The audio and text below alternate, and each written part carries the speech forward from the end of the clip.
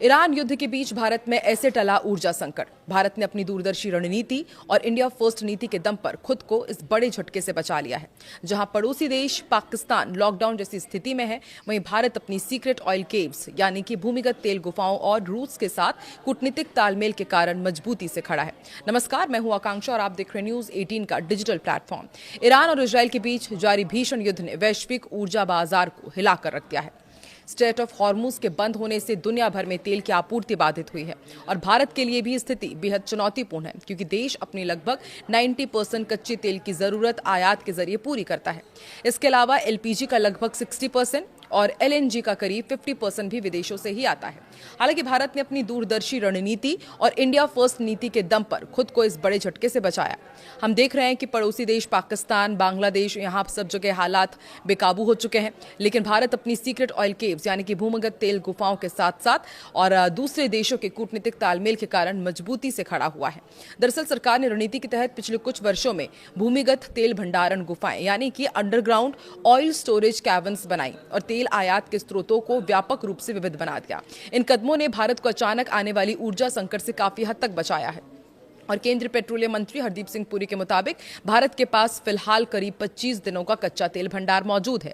इसके अलावा पेट्रोल और डीजल का स्टॉक भी लगभग 25 दिन तक चल सकता है। रसोई गैस यानी कि एलपीजी की उपलब्धता 20 से 30 दिनों तक बनी रह सकती है, जबकि उद्योगों में इस्तेमाल होने वाली एलएनजी का भंडार लगभग 10 दिनों का है। भारत की ऊर्जा सुरक्षा का सबसे अहम आधार उसकी भूमिगत रणनीतिक तेल भंडारण गुफाएं हैं। ये 3 प्रमुख स्थानों पर बनाई गई हैं: विशाखापत्तनम, बेंगलुरु और पादुर में। इन गुफाओं को भारतीय सामरिक पेट्रोलियम रिजर्व लिमिटेड ने विकसित किया है। इनकी कुल भंडारण क्षमता 5.33 मिलियन मीट्रिक टन यानी कि करीब 4 करोड़ बैरल है, जो भारत की लगभग 10 दिनों की जरूरत पूरी कर सकती है। इन भूमिगत भंडारों की खासियत यह भी है कि ड्रोन या फिर मिसाइल हमलों से पूरी तरह से सुरक्षित रहते हैं और प्राकृतिक आपदाएं यदि आती हैं तो भी इन्हें ये कम प्रभावित करती हैं। आग या तेल रिसाव का खतरा भी कम होता है। सरकार ने अभी तक इन रणनीतिक भंडारों का इस्तेमाल नहीं किया है। जरूरत पड़ेगी तो ये आपूर्ति संकट के दौरान एक सुरक्षा कवच के रूप में काम करते हैं। ईरान युद्ध के बाद भारत ने अपने तेल आयात के स्रोतों को और अधिक विविध बनाया है। सरकार के मुताबिक अब भारत करीब 40 देशों से कच्चा तेल आयात कर रहा है, जिनमें यूरोप, लैटिन अमेरिका और पश्चिम अफ्रीका शामिल है। अब भारत के करीब 70% तेल आयात ऐसे समुद्री मार्गों से आ रहे हैं जो स्ट्रेट ऑफ हॉर्मुज पर निर्भर नहीं है, जबकि पहले यह हिस्सा करीब 50 से 55% था।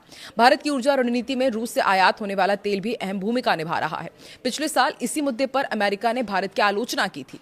अमेरिकी राष्ट्रपति डोनाल्ड ट्रंप ने उस समय रूसी तेल खरीदने को लेकर भारत पर अतिरिक्त 25% टैरिफ भी लगाया था, लेकिन मार्च 2026 में मिडिल ईस्ट संकट के चलते अमेरिका ने भारत को रूसी तेल खरीदने की अस्थायी छूट दे दी। इसके बाद भारत ने तेजी से रूसी तेल खरीद बढ़ा ली और रिपोर्ट्स के अनुसार भारत ने करीब 3 करोड़ बैरल रूसी कच्चा तेल खरीदा है, जो दक्षिण एशिया के आसपास टैंकर्स में मौजूद था। ऊर्जा आपूर्ति बनाए रखने के लिए भारत ने अफ्रीकी देशों से भी खरीद बढ़ाई है। अंगोला से मार्च के पहले 10 दिनों में करीब 34 लाख बैरल तेल आयात किया गया। वहीं कांगो गणराज्य से भी करीब 19 लाख बैरल तेल खरीदा गया है और एक्सपर्ट्स का मानना है कि कुल मिलाकर भारत के पास अभी 10 करोड़ बैरल तेल तक की संभावित उपलब्धता है। बता दें कि भारत दुनिया का दूसरा सबसे बड़ा एलपीजी आयातक और सालाना 3.13 करोड़ टन एलपीजी की खपत होती है। सरकार ने आपात शक्तियों का इस्तेमाल करते हुए घरेलू एलपीजी उत्पादन करीब 25% बढ़ा दिया है और इस अतिरिक्त उत्पादन को मुख्य रूप से घरों के लिए इस्तेमाल किया जा रहा है।